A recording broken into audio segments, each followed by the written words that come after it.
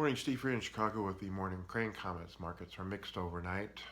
Yesterday was an interesting day with corn and soybeans starting out sharply lower and news that China might have switched some U.S. bean cargoes to Brazil. We also saw Malaysian palm oil sharply lower with talk that China may have also switched some palm oil cargoes to soybean oil.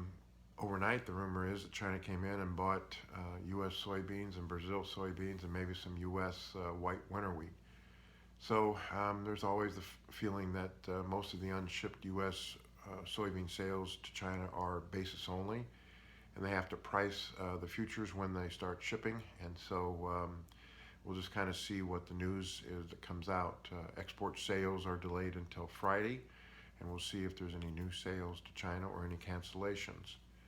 As far as the weather is concerned down in South America, there's some rain around in parts of Brazil and Argentina, but we still feel that La Nina could make southern Brazil and eastern Argentina long-term drier than normal.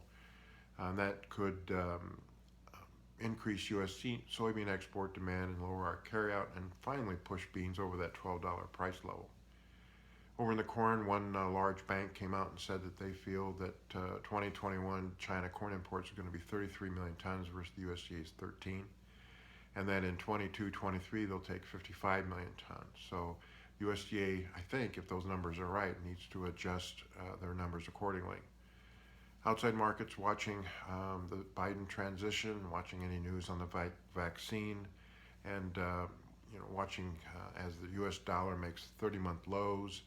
And yesterday we saw the wheat market benefit from liquidation of spreads where people were long corn and beans, short wheat, and people were long oil and short meal. We saw a big drop in open interest in the December contracts yesterday, especially in corn as we closed the first notice day. So Thanksgiving, when I was growing up on the farm, was our biggest holiday. It was the time when harvest was over. Farmers were happy, and we all got together, and my grandmother was the best cook and made the biggest feast.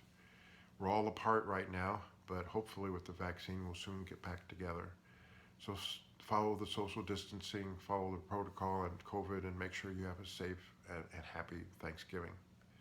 As always, these are my thoughts and not those of ADM or ADM Investor Services. Have a safe and profitable trading day. The CBOT grains close tonight. They are closed tomorrow, and they'll reopen Friday at 8:30 a.m. and close at 12:05 p.m. on Friday.